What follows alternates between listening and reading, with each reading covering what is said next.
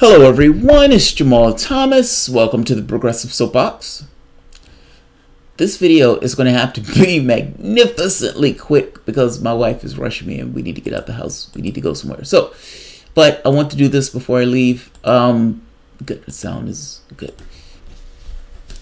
I want to make a point. And yeah, I want to make a point. Russia is theater. All of the stuff that's taking place from standpoint of what they're pushing is theater. And I made the point before that I didn't think the public was buying it. Well, here's Gallup. Gallup poll is to back me up on this. So these are the things. What do you think are the most important problems facing the country today? Let's keep going. Keep going. Keep going. Keep going. Keep going. Huh. Russia doesn't even really apply. Look at the situation with Russia. Statistical noise. The public doesn't care.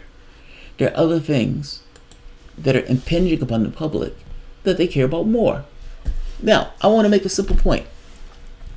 When people talk about the organization of society, I would argue that what the public is searching for is an organization of society that allows them to live, let's say, to be human beings, as opposed to be wage slaves. There's a difference in those things. We have people make this argument about human nature. So let me tackle it this way.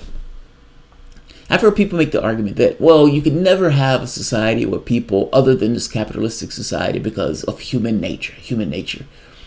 There is no such thing as human nature in the way that we talk about human nature. Human nature is water in a glass. Yes, it has a quality to it, but that quality for the most part changes depending upon what situation you put it in. Meaning, the only thing I can really say is human nature is this when in this particular scenario. There is no such thing as human nature in a vacuum. So human nature is going to be in some particular society with some forces or some incentives that are acting upon it. Human nature can be fucking euphoric, or it can be pretty miserly. It depends, again, on the situation to which it finds itself. If you put it in a situation where it has to fight and struggle and is in this constant competitive scenario where me first are the incentives, then guess what? It's going to behave in a way that says me first. One of the research papers, and I should have pulled it up, that I read the other day was making this point that when human beings are in a situation where their needs are met, they're actually pretty giving. Something like 90%, like some really ridiculously high number. But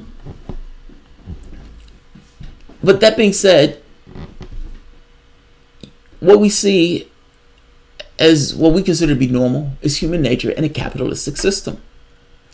Now, what I would give you is, in some situations, depending upon how the government unfolds, meaning these left governments, you can get an authoritarian left. There is an authoritarian left. Now, but that said, the authoritarian left is not the only left.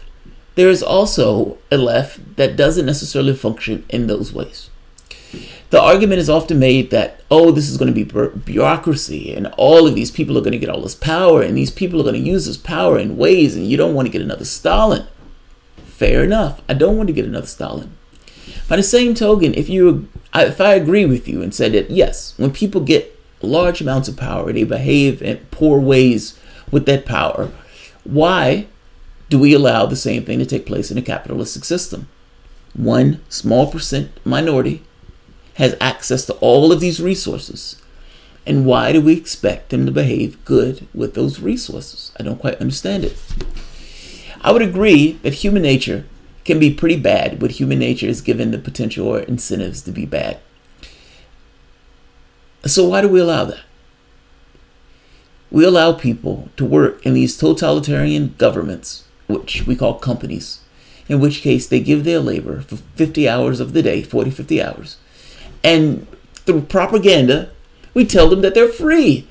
We get that across that this is freedom. And really what they're considering to be freedom is just relative to what they either see around the world or what came before. It's a difference in those things. Relative is not the same thing as actual freedom. Those things are just comparatively, incrementally better.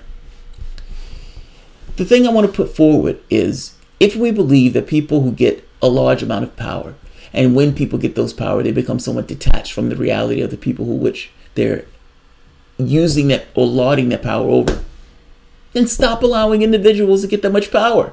Stop allowing these things within your society, this level of hierarchy, to get power over other items in the way that we allow it. Worker cooperatives. And I know this sounds like somewhat of a simplistic solution, and I would make it a case it's almost an incremental change, but it's an important one.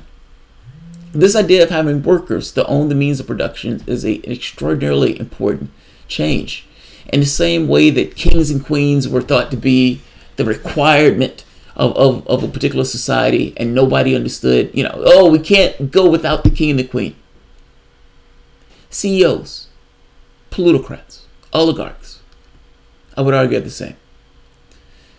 Until you weed those elements of your society out that would allow people to advantage themselves and to use that advantage over others, you're going to get crappy outcomes.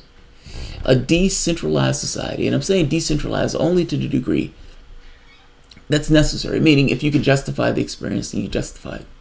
But the way we go about our affairs, we put a very tiny percentage into positions of power, even though we accept that when people get that power, they do bad things with that power.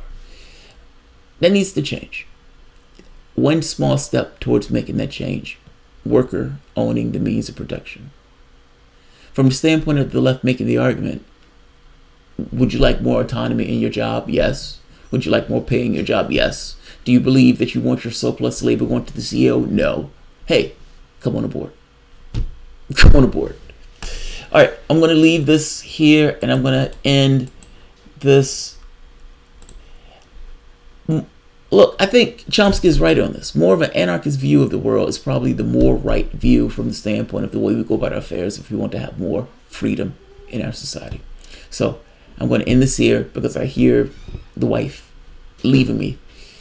If you enjoy the content, please feel free to share, like, subscribe. You can always support the Patreon. I'll see you guys shortly. Well, I'll see you guys in a few. Thanks, everyone.